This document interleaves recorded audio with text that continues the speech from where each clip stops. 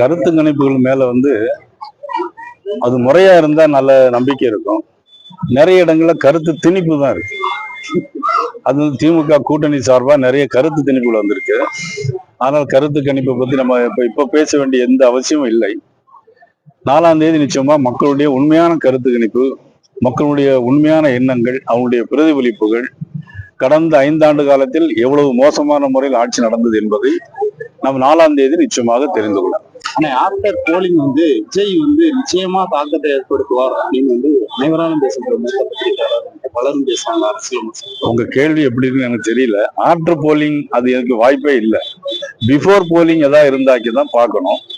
இருந்தாலும் மக்கள் ஒரு ஆட்சிக்கு எதிரான மனநிலையில் தான் நிறைய பேர் இருந்ததாக நானும் கேள்விப்படுறேன். அது அரசு அதிகாரிகள், அரசு ஊழியர்கள் மற்றும் பாமர மக்கள், வியாபாரிகள் மத்தியிலும் சரி, பெண்கள் மத்தியிலும் சரி, மிகப்பெரிய இந்த அரசு இருக்கக்கூடாது என்கிறதுல ஒரு மிகப்பெரிய ஒரு மாற்றத்திற்கு நிச்சயமா ஒரு மாற்றம். உங்க பார்வையில விஜய் எத்தனை தொகுதி ஜெயிப்பாருங்க?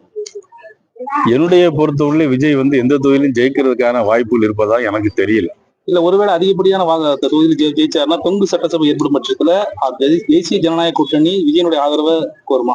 நிச்சயமா அவரு அதிகப்படியான தொகுதியில ஜெயிக்கிறதுக்கான வாய்ப்பே கிடையாது. அதுக்கான பேச்சே இல்லை. ஆனா என்ன, இன்னைக்கு கேஸ் விலை 970 ரூபாய் கூட்டியிருக்கிறாங்க. கிட்டத்தட்ட குற்றச்சாட்டு. அதாவது உங்களுக்கு தான் தெரியும், உலக நாடுகள்ல இன்னைக்கு எவ்வளவு ஒரு மோசமான ஒரு சூழ்நிலை இருக்கு. பக்கத்து நாடுகள்ல கேஸே கிடைக்கிறது இல்லை. இன்னைக்கு பாத்தீங்கன்னா ஈரான்ல குண்டு வீச்சு, இஸ்ரேல் குண்டு வீச்சு, பல பிரச்சனைகளுக்கு மத்தியிலையும் இந்தியாவுக்கு மட்டும்தான். ஏன்னா இந்தியா உலகத்துடைய நட்பு நாடு, எல்லா நாடுகளும் ஈரானுடைய நட்பு நாடு, எல்லா நாடும். நம்முடைய பிரைம் மினிஸ்டரும் அதே மாதிரி இன்னைக்கு உலக நாடுகள் தலைவர்களுடைய ஒரு நட்பு தலைவர்கள மிக சிறந்த தலைவர் அவர்.